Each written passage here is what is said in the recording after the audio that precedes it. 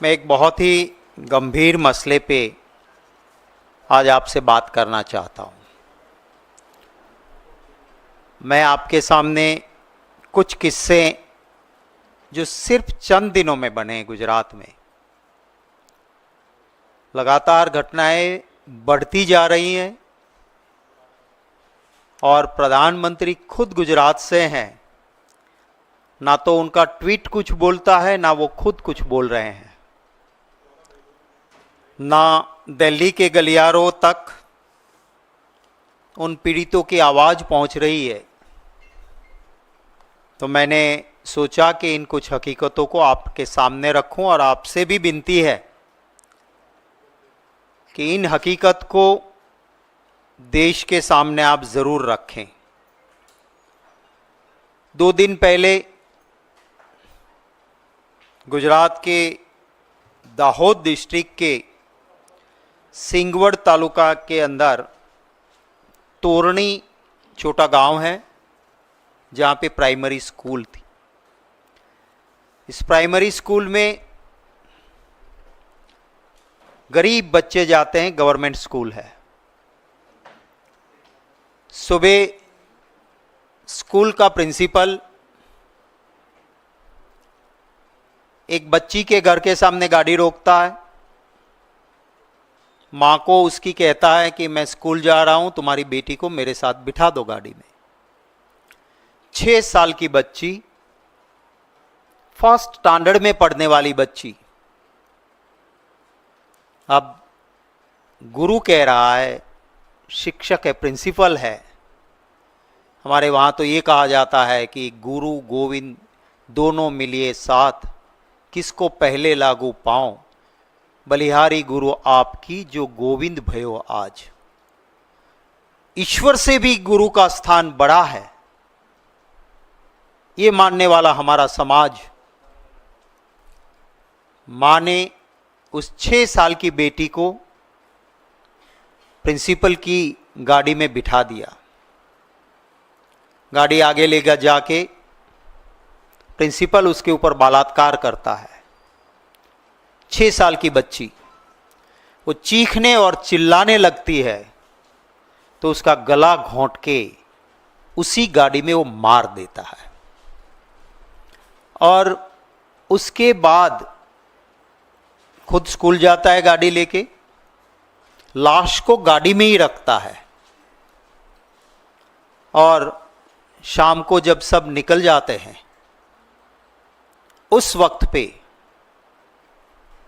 गाड़ी में से उस 6 साल की बेटी उसकी लाश को क्लासरूम के पीछे की दीवार के पास रख देता है और उसकी स्कूल बैग उसी के क्लासरूम के बाहर दरवाजे के पास रख के गाड़ी लेके चला जाता है। ये राक्षसी कृत्य करने वाला अपने आप को समाज सुधारक कहलाता है। मैं इसकी फर्स्ट पिक्चर आपको दिखाता हूं, जो जिसने इस बेटी के ऊपर बलात्कार करके उसके फर्स्ट, आगे जाइए, हाँ ये है जिसने ये किया। देश को चाल चलन और चरित्र के उपदेश देने वाला ये स्कूल का प्रिंसिपल, जिसने 6 साल की बेटी के ऊपर बलात्कार और मर्डर किया। ये उनकी पहली फोटो है, जो आरएसएस का, भाजपा की विचारधारा का प्रचारक है। बहुत सारे नेताओं के साथ वहाँ चुनाव के दौरान भी बीजेपी का काम करता रहा है। सेकंड पिक्चर, रुकिए तेजस भाई, एक कैंप में ट्रेनिंग ले रहा है, वो पिक्चर है उसकी। थर्ड, गले में माला, सफेद कपड़े, जैसे कोई बगला मछली पकड़ने को बैठा हो, बाहर से तपस्वी लगे पर शिकार की खोज में हो, ऐसा है। फोर्थ, ये भाजपा की विचारधारा के प्रचार के लिए हर जगह पे घूमता रहता है, और जो साइड में लास्ट में थर्ड बैठा है वो है, रोक दीजिए। ये मैंने आपको भाजपा की एक घिनौनी हरकत, उनकी विचारधारा की आपको दिखाई। उसके बाद महसाना के चाणस्मा में एक मंत्र तंत्र विद्या के नाम पे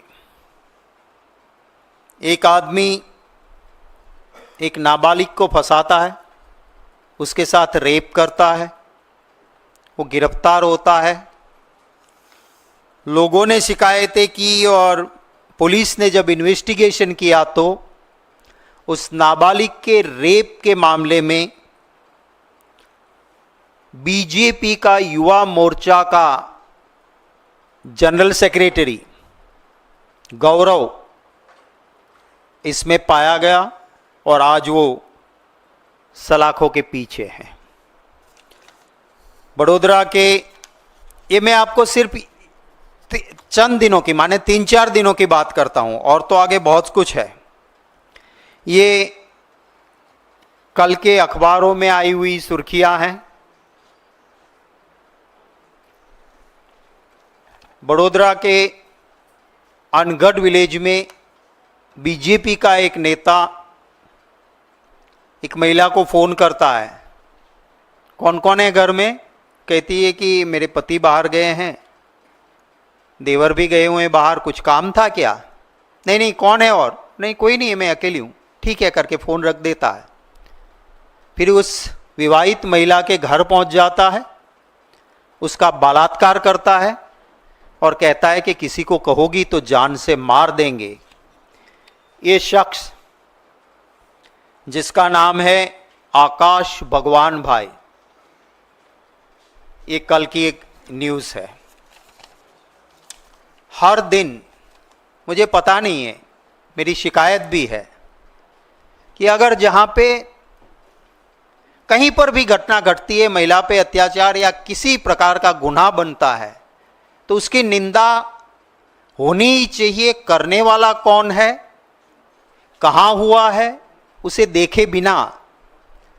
पर मुझे दुख होता है कि कभी कभी नॉन बीजेपी रूल स्टेट में अगर घटना घटती है तो हफ्तों हफ्तों तक उसका पैनल डिस्कशन, मीडिया पे उसकी हर छोटी छोटी चीज चलती है।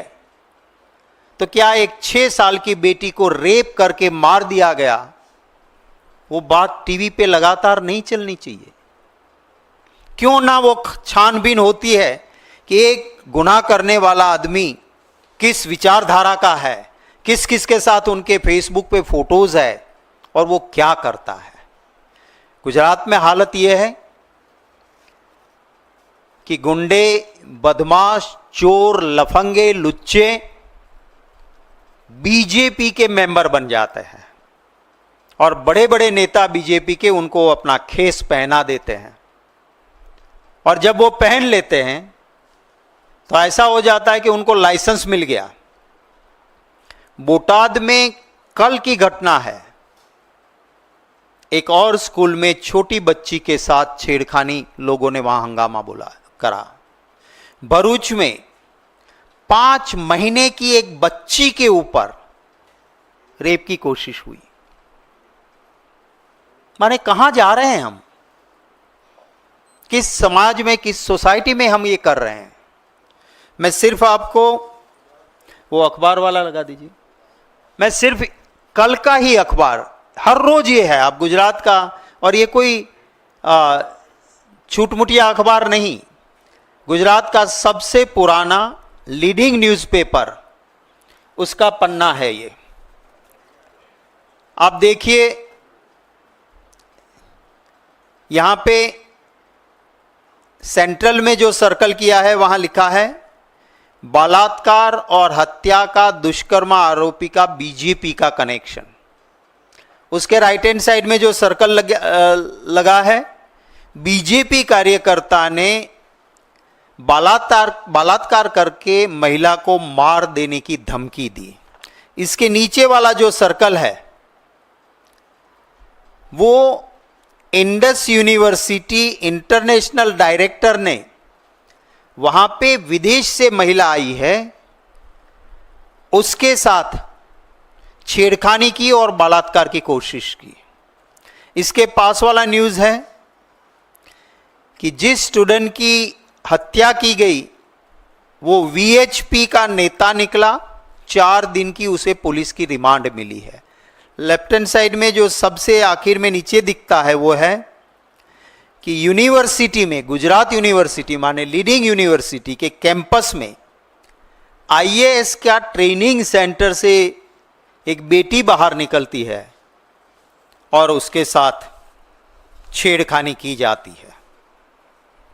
ये लॉ एंड ऑर्डर, अत्याचार और बाहर मोदी जी सुशासन की बातें करते हैं। 23 कंट्री घूम के आए पर मणिपुर नहीं जा पाए। ये प्रधानमंत्री जी से भी मैं गुजारिश करता हूं कि ये गुजरात है, आप वहीं से पले बड़े और वहां के लोगों के वोट की वजह से आज यहां तक पहुंचे हो। आप बोलिए इस पे, क्यों आपका ट्विटर चुप है? क्यों आप भी जिस विचारधारा से की पाठशाला से निकले हो, क्या वहां ऐसा चलता है?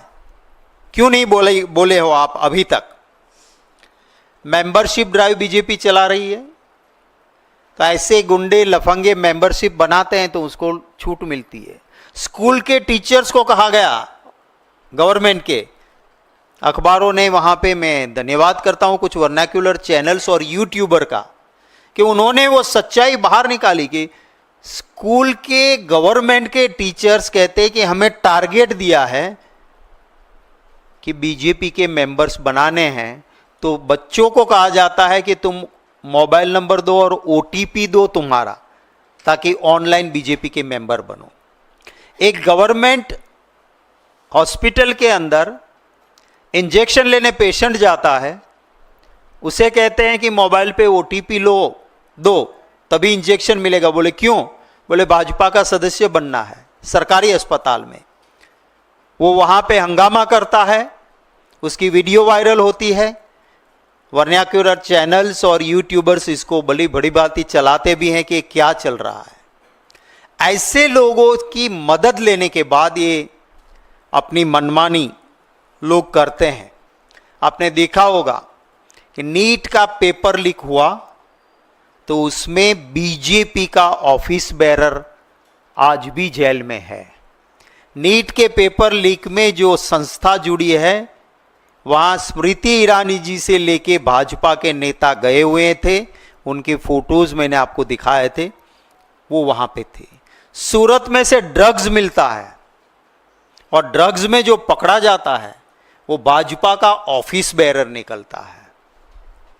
तो ऐसे लुच्चे लफंगों को बीजेपी के ऑफिस बेरर्स बना के ये हालत हुई है। आपके कोई सवाल होंगे तो उनका स्वागत रहेगा, पर एक बात और कहता हूं कि कांग्रेस पार्टी जनता के इस दर्द को 2 दिन से दाहोद में हम रैली निकाल रहे हैं। कल सुबह 11 बजे अहमदाबाद में पालड़ी से हमारे प्रदेश कांग्रेस कार्यालय से, जहाँ पे विवेकानंद जी का स्टैच्यू है टाउन हॉल के पास, वहाँ तक की एक लंबी रैली निकाल के सड़कों पर भी हम ऐसे गुंडों को फांसी की सजा मिले, जल्द मिले, इसलिए नहीं क्योंकि उन्होंने बीजेपी की विचारधारा की ट्रेनिंग ली है, उसको बख्शा ना जाए, उसके लिए हम कल रैली निकालेंगे। हर डिस्ट्रिक्ट में भी महिलाओं पे हो रहे अत्याचारों के खिलाफ हम आवाज़ ज़रूर उठाएंगे। आपके कोई सवाल होंगे उनका स्वागत रहेगा। हमारा कांग्रेस ऑफिस आश्रम रोड पे पालड़ी में जो है, वहाँ से निकल के विवेकानंद जी का स्टैच्यू है टाउन हॉल के सामने, वहाँ तक कल सुबह 11 बजे हमारी रैली निकलेगी। हमारे दाहोद में मैं धन्यवाद करता हूँ, काफ़ी लोग जो मेरे कांग्रेस पार्टी के सदस्य नहीं थे, पर क्योंकि एक इतनी घिनौनी हरकत हुई है, लोग स्वयं भू रोड पे निकले। मेरी तो आप लोगों की ये कैमरे की आंखों से भी फरियाद है कि नेशनल टीवी कोई इसको नहीं दिखा रहा, नेशनल टीवी पे इसकी डिबेट नहीं होती है। अगर यही कांग्रेस के या किसी इंडिया ग्रुप के रूलिंग वाले स्टेट पे होता और हमारी विचारधारा से जुड़ा या हमारा कोई आदमी होता तो सबको कठघरे में खड़ा करती मीडिया। मेरी गुजारिश है कि ऐसे हादसे जो गुजरात में हो रहे हैं उनको भी तवज्जो ज़रूर मिले। हाँ, हर जगह पे होगा। शक्ति जी, देश के सबसे सुरक्षित राज्यों में गिने जाने वाले गुजरात में अब लगभग 6 बलात्कार रोज होते हैं। पिछले 3 सालों में 6,524 बलात्कार घटनाएं हुई, 95 गैंगरेप घटनाएं हुई और विधानसभा के आंकड़ों के अनुसार अब तक बलात्कार के 194 अपराधी पकड़े नहीं जा सके हैं। पुलिस पूरी तरह विफल रहती है। आप चूंकि प्रमुख विपक्षी दल गुजरात में, क्या कहेंगे? बिल्कुल ये बात सही है और एक गुजराती होने के नाते मुझे इस बात का दर्द भी है। महात्मा गांधी जी की ये जन्मभूमि है। गुजरात में पहले कोई कानून नहीं था कि 12 बजे नवरात्रि में गरबा बंद होता था। हमारे वहाँ प्रभातिया कहते हैं, माने सुबह तक नवरात्रि में दांडिया रास बच्चियाँ, बेटियाँ, माँ बहनें लेती थी और रात को 2 बजे 3 बजे अकेली साइकिल पे बैठ के घर जाती थी। कभी इस तरह के हादसे नहीं होते थे।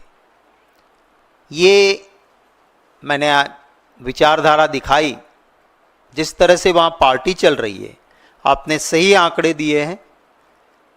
हर दिन ये घटनाएं घट रही है और आरोपी क्यों नहीं पकड़े जाते हैं? क्योंकि बीजेपी का मेंबर बन जाओ, बीजेपी का खेस पहन लो, बीजेपी के मेंबरशिप्स बनाते रहो, बीजेपी के नेताओं के साथ रिलेशन बना लो, चंदा दो, फिर कुछ भी धंधा करो। यही वजह है कि जो गुजरात पूरे देश में सबसे सलामत राज्य माना जाता था, आज वहाँ छोटी बेटी से लेके शादीशुदा माँ तक कोई सुरक्षित नहीं है।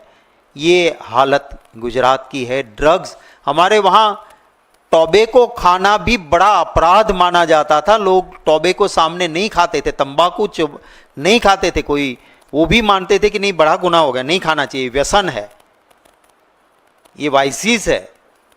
लेकिन आज देश में सबसे ज़्यादा ड्रग्स कहीं पकड़ा जाता है तो गुजरात में अदानी के मुंद्रा पोर्ट से जो पकड़ा गया, सूरत से पकड़ा गया, तो बीजेपी का नेता वो पाया गया उस ड्रग्स के सप्लाई में। तो ये हकीकत है, ये दुख की बात है, पर ये सच्चाई है। पॉलिटिकल पार्टी से एफिलिएटेड हैं, उसकी वजह से ऐसे इंसिडेंट ज़्यादा हो रहे हैं।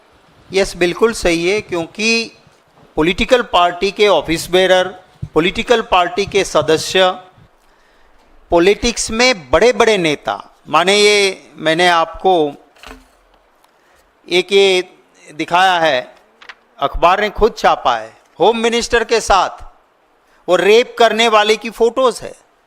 आप समझिए कि अगर ऐसे लोग, मैं समझ सकता हूं कि मेरे साथ कोई कहीं पर भी फोटो निकलवा ले, हो सकता है, पर मैं खुद मिनिस्टर रहा हूं, मुझे पता है आईबी का काम होता है कि मंत्री को मिलने आने वाले आदमी का थोड़ा चिट्ठा पुट्ठा निकाल के रखते हैं कि साहब ये मर्डर में एक्यूज्ड है, साहब इसका चाल चलन ठीक नहीं है, तो उससे मिलते नहीं थे मंत्री, या कह देते थे स्टाफ से मिल लो, उसे फ़ोटो नहीं खींची जाती थी।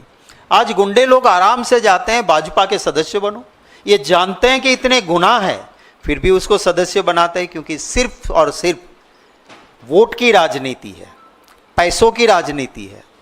चंदा दो, मन में आए वो धंधा कर लो, यही हालत है। सबसे ज़्यादा इल्लीगल जो पान में आप सुपारी खाते हो ना, वो हमारे वहाँ इसके ऊपर बाहर के देशों में सस्ती है या कस्टम ड्यूटी ज़्यादा है। दरिया किनारे पे बीजेपी के नेता सुपारी लाते हैं। आपने कहीं नहीं देखा होगा डुप्लीकेट डीजल। गुजरात में पंप लगे हैं डुप्लीकेट डीजल्स के, 60 रुपये में डीजल मिलता है वो, और पूरा बाकायदा पंप लगा होता है, देते हैं और पूरा हफ्ता ऊपर तक जाता है। जब मेरे जैसा कोई वीडियो करके देता है, पूरा प्रूफ देते हैं, तो इक्का दुक्का केस करते हैं, फिर उसमें कुछ होता नहीं है क्योंकि पैसे खाते हैं। तो सारी ये प्रवृत्ति की जड़ जो है वो पॉलिटिकल विल नहीं है गुंडागिर्दी या गुनाह को रोकने की। पॉलिटिकल मंशा यही है कि मेरा शासन बना रहे, मेरा घर हरा भरा रहे, कोई बच्ची मरे, कोई माँ मरे, कोई बेटा मरे तो मरे, मुझे उससे कोई लेना देना नहीं। ये भाजपा की राजनीति है। सर, इससे हटके एक सवाल है। ये बीजेपी का करीब 28 साल का जो लंबा जो इनकम्बेंसी है, तो नेचुरली कोई भी पार्टी हो तो वो इस तरीके की निरंकुशता आएगी। लेकिन बाकी जो चेक एंड बैलेंस जो ऑर्गन है, आपने बड़ा अच्छा एग्जाम्पल दिया कि नेशनल मीडिया इस पे डिबेट नहीं चलाता, जबकि ये पैन इंडिया ये घटना घटती है, पॉलिटिकल रंग देकर मीडिया किसी खास को टारगेट करता है और किसी को बचाता है। तो क्या आप ये बताएंगे कि नेशनल मीडिया क्यों नहीं कर रहा है, उसके कारणों के पीछे के कारण क्या है?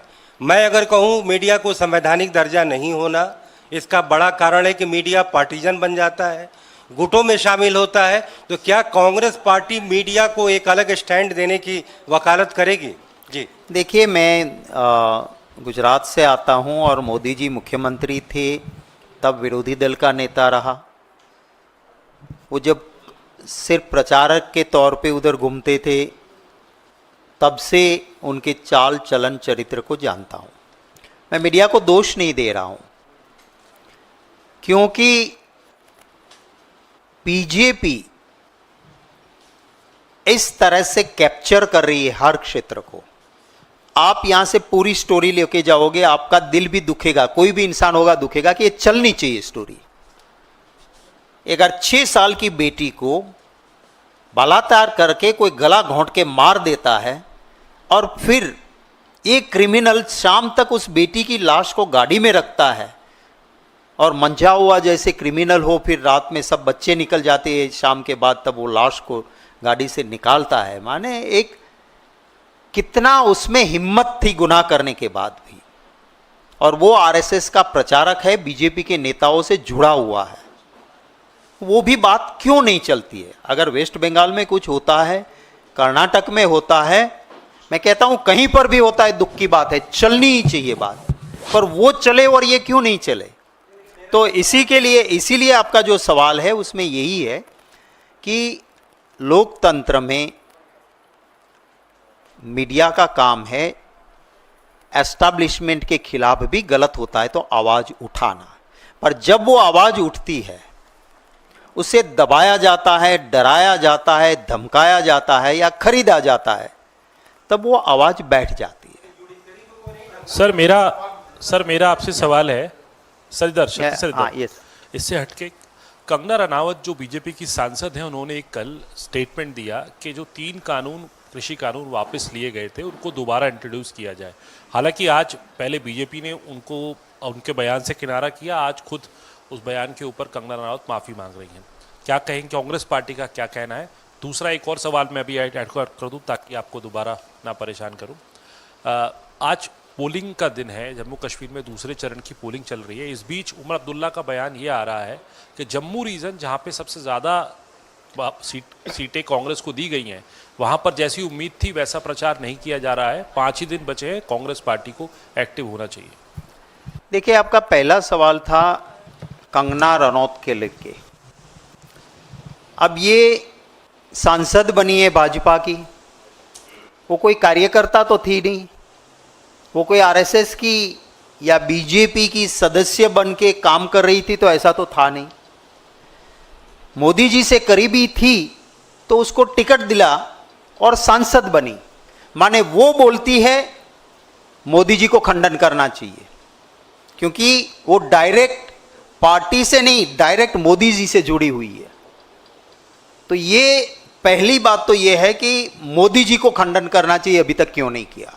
दूसरी बात है, मैंने उनका बयान सुना, जो किसान इस देश में, हम इसको जग का तात कहते हैं, जगत का तात कहते हैं, जग का पिता कहते हैं, क्योंकि वही हमको अन्नदाता है, अन्न देता है।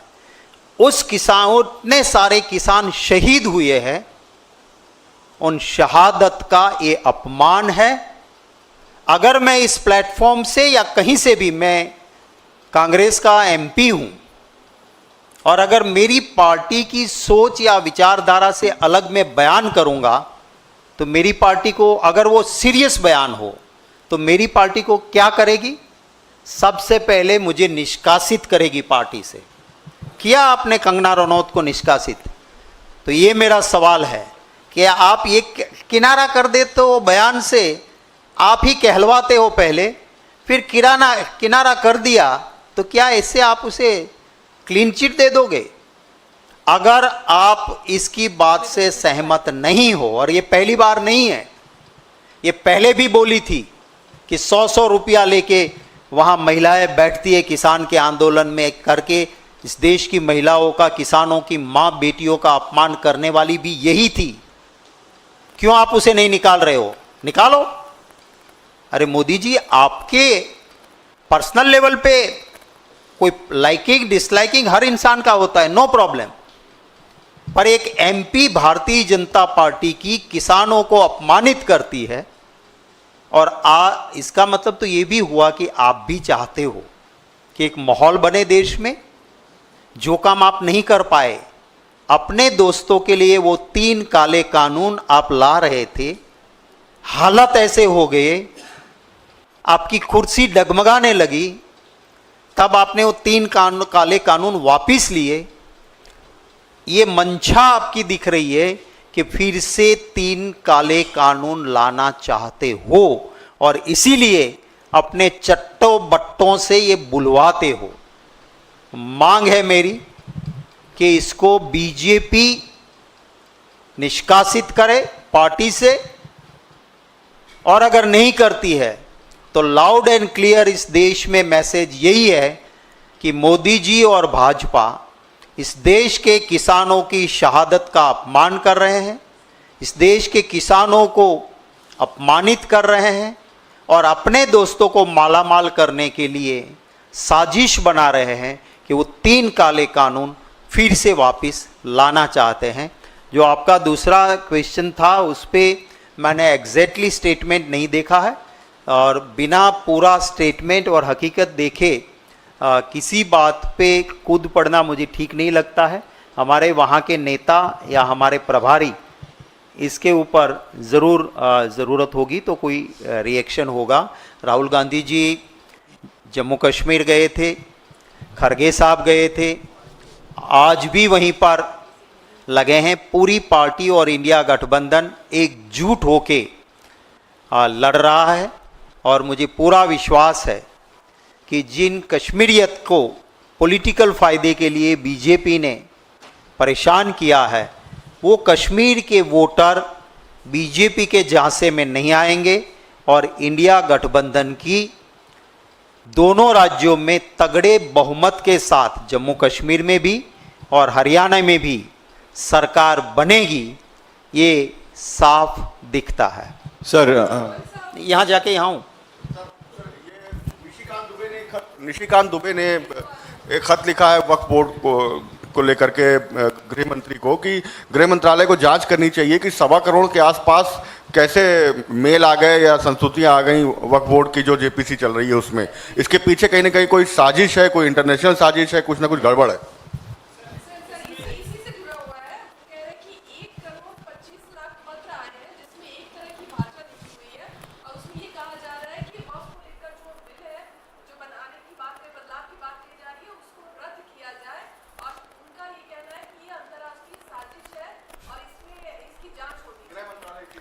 देखिए, ये लोकतंत्र के मजाक उड़ा रहे हैं, उनको लोकतंत्र में विश्वास नहीं है। अगर इतने बड़े देश में से सिर्फ अगर 1.5% लोग ही अपना ओपिनियन जाहिर करते हैं, इसमें भी इनको दर्द होता है, इसका मतलब साफ है कि लोकतंत्र में विश्वास नहीं। हाँ, एक ये भी जरूर है कि बीजेपी के चट्टे बट्टे व्हाट्सएप ग्रुप्स में एक टाइप का ड्राफ्ट भेज रहे थे, हर जगह पे जबरदस्ती लोगों को रख के कह रहे थे कि ये व्हाट्सएप पे है, ये लिंक क्लिक करो, ये ईमेल करो। तो हो सकता है बीजेपी के चट्टे बट्टों ने जो किया है उसका असर निशिकांत जी को हुआ होगा। खैर, लोकतंत्र में कैसे भी किया है, निशिकांत जी को बिल्कुल उनकी आवाज़ उनकी पार्टी सुने, उनको मंत्री बनाना चाहिए था, सीनियर आदमी हैं, नहीं बने हैं। तो वो जो कह रहे हैं कि इतने कैसे बीजेपी के लोग जो घूम रहे थे, उनके कुछ गुजरात के अंदर यूट्यूब पे व्हाट्सएप ग्रुप्स में जो घूम रहा है, तो निशिकांत जी ने शायद वो देखा होगा कि बीजेपी के लोग कैसे ईमेल्स और फर्जी ये करवा रहे थे, तो उसी के चलते किया होगा उन्होंने। हाँ,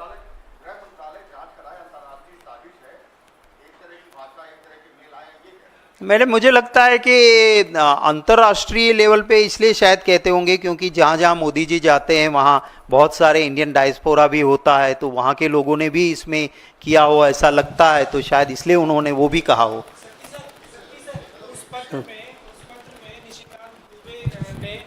जाकिर नायक का जिक्र किया है और कहा है कि ये उसकी साजिश हो सकती है, उसके संगठन की साजिश हो सकती है, इस पर क्या कहेंगे?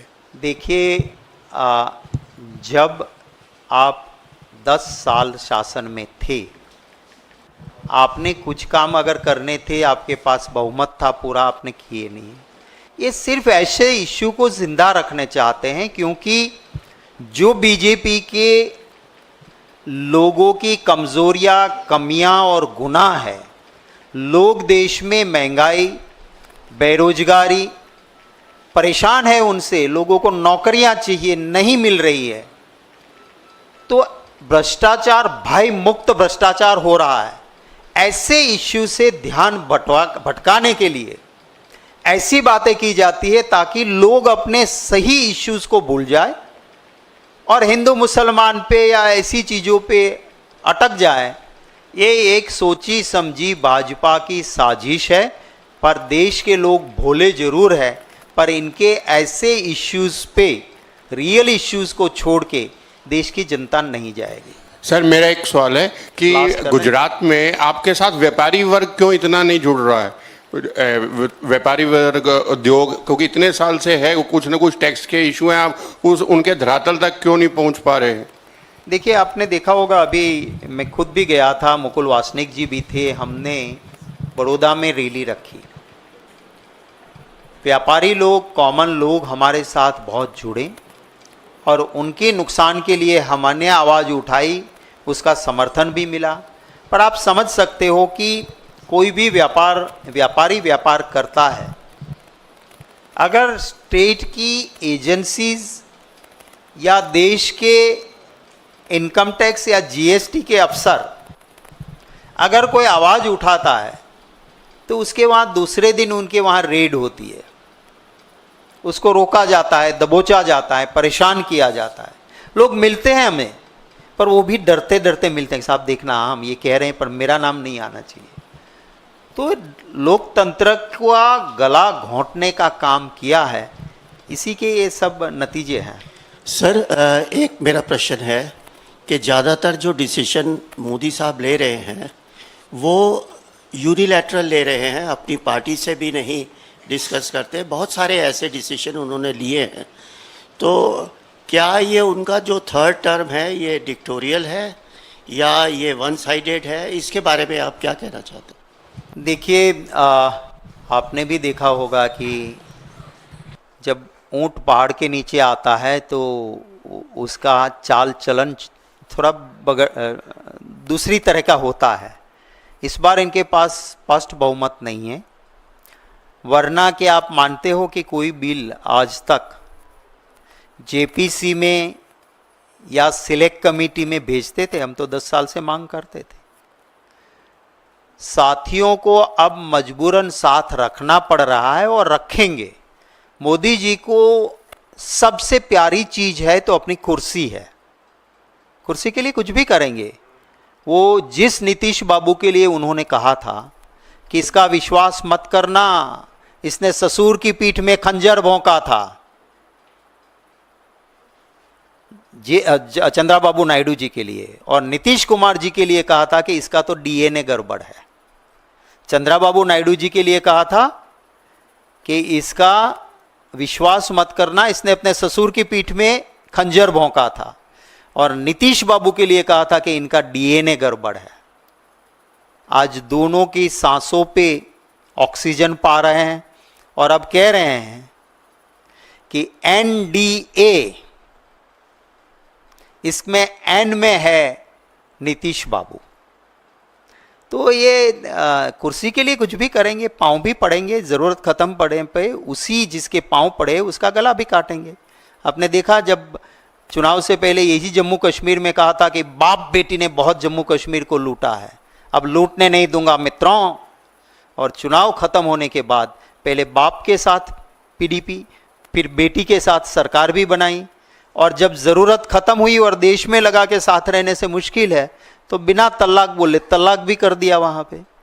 तो यही है, सबसे पुरानी अपनी साथी पार्टी शिवसेना थी, पूरी पार्टी को तोड़ के ख़त्म कर दिया। सबसे पुराना सहयोगी उसका अकाली दल था, क्या हालत किया। तो ये है, इसमें कोई नई चीज़ नहीं है।